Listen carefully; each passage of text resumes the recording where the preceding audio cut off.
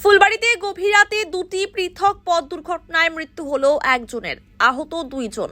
শুক্রবার গভীর রাতে মর্মান্তিক সড়ক দুর্ঘটনা দুটি ঘটেছে শিলিগুড়ি সংলগ্ন ফুলবাড়ির জিয়াগঞ্জ ও ব্যাটালিয়ন মোড় এলাকায়।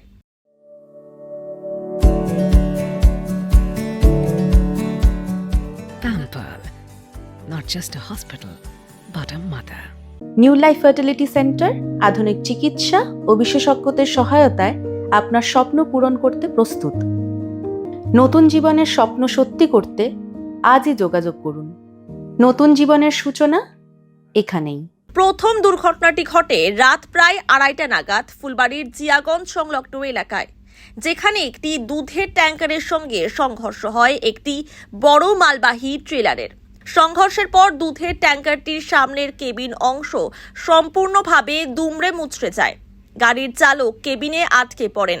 খবর পেয়ে নিউ জলপাইগুড়ি থানার পুলিশ পৌঁছে দীর্ঘ প্রচেষ্টার পর চালককে কেবিন থেকে উদ্ধার করেন, তবে ততক্ষণে তার মৃত্যু হয়। অপরদিকে প্রায় 3:30 নাগাদ দ্বিতীয় দুর্ঘটনাটি ঘটে ফুলবাড়ির ব্যাটালিয়ন মোড় সংলগ্ন এলাকায়। সেখানে একটি মালবাহী গাড়ির সঙ্গে একটি তেলের ট্যাঙ্কারের সংঘর্ষ হয়। মালবাহী গাড়িটির সামনের অংশ দুমড়ে মুচড়ে যায় এবং চালক কেবিনের ভিতরেই আটকে পড়েন।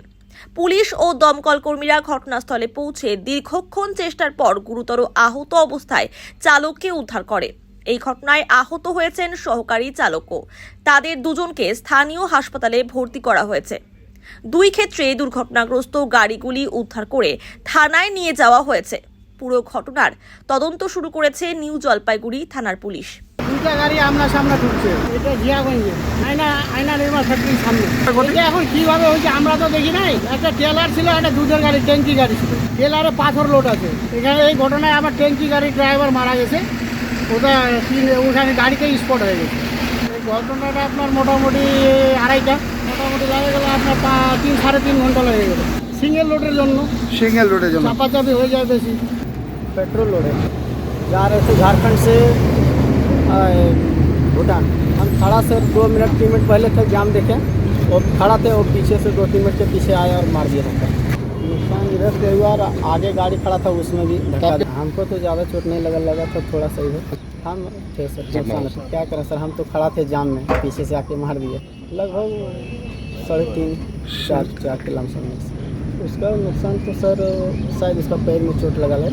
बाकी